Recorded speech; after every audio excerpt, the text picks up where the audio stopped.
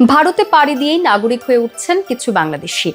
আধার card, voter ID, এমনকি passport সবই মিলছে অর্থের বিনিময়ে। আর এই চক্রে জড়িত থাকার অভিযোগ উঠেছে আওয়ামী লীগ ঘনিষ্ঠ নেতাকর্মীদের বিরুদ্ধেও।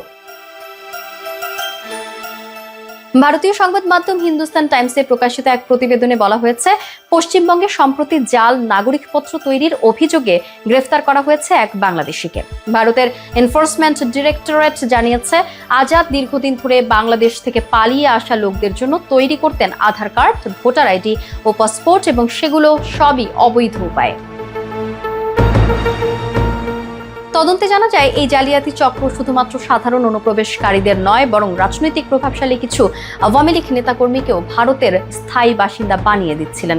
তাদের অনেকেই নাকি ২৪ সালের গণ অভ্যুত্থানের সময় দেশ ছেড়ে ভারতে পালিয়ে গেছেন। ইডি জানায়, আজাদের কার্যক্রম এতটাই বিস্তৃত ছিল যে তাকে ধরতে একযোগে ৭টি জায়গায় চালানো হয় অভিযান। উদ্ধার হয় ১৩ লাখের বেশি নগদ টাকা, ডিজিটাল ডিভাইস ও গুরুত্বপূর্ণ কাগজপত্র।